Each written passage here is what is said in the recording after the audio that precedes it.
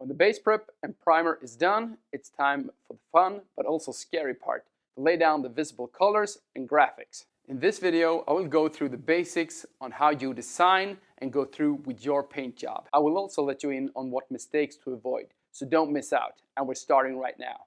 The first step is to design your bike and decide the details. Try to plan your graphics and your color scheme as far as you can to get a rough idea. When you feel confident with your design, it's time to paint. A great tip is to do some test tubes like this that you can train and learn and do the most common mistakes on, so you don't have to do them on your actual frame.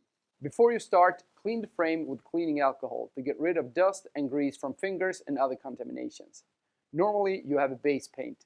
That's the dominant color of your bike and the color that you will lay down on the whole frame. But depending on what your color scheme looks like, you might not have to put the base paint on the entire frame. For instance, if you plan to do a two-color scheme with a fade in the middle, you just have to put the first paint on half of the frame with a slight overlap. Then mask or do a fade and paint the second color. Spray the base coat in 2 to 3 thin layers and let it dry a couple of minutes so it doesn't run. Read the instructions on the can. When you're done, let it dry at room temperature for at least 24 hours. Another great tip is to make sure that your paint is warm enough. It should be in between 20 and 30 degrees centigrades. This increases the viscosity of the paint, and it also gives the propellant gas in the can the right pressure.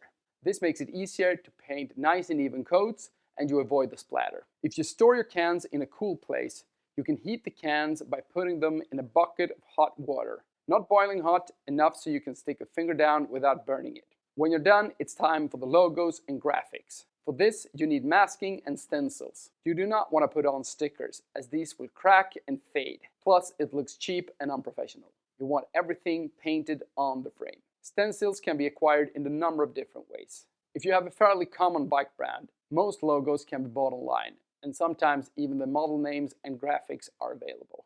If you want custom logos, you need to make them yourself, either by hand or with a machine. Either way, you need a vinyl to cut out your stencils. These are special adhesive vinyls made for stencils and masking. They are thin so that the edges in between the logo and the base paint gets as fine as possible, and the glue is not permanent. So it's easy to remove once you're done painting, and it leaves less residue.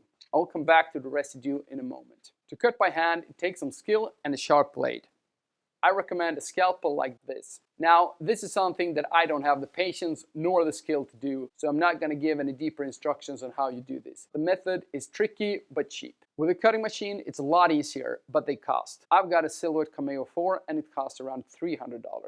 You can find links to everything I talk about in this video in the description below. The stencils can be done in a positive or a negative. On a positive stencil, you remove the surrounding and keep the lettering. That means that the letters will have the base paint color and the surrounding the color that you spray on the stencil. More common is a negative stencil. Here we remove the lettering and we keep the surrounding. That means that the letters get the paint that you spray on the stencil. To move the stencils from the backing paper onto a frame, you put a transfer tape on the top. Carefully remove the backing and put the stencil on the frame.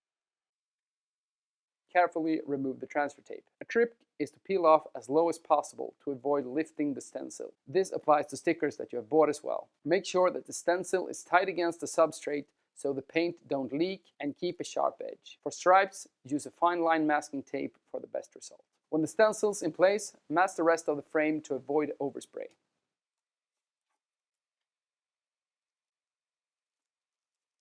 Apply a few thin layers of paint, just enough to cover, but not so much that it will run or create edges against the stencil. When you're done, wait a couple of minutes and then carefully remove the masking and stencils. And now to the mistakes you want to avoid. The paint is not protected by the clear coat yet, and even if the paint seems dry after a few hours, it's not. Putting stencils and masking on too early is a huge risk of getting residue stuck in the paint. Wait at least 24 hours, more if the temperature is low or if the humidity is high. Another risk is if you let your stencils and masking sit too long. That will also leave residue that is very hard to remove. Placing the stencils and masking takes a lot of time, and you need to make sure that you have the time to place the stencils, lay down the paint, and remove them in one go. Do not leave overnight.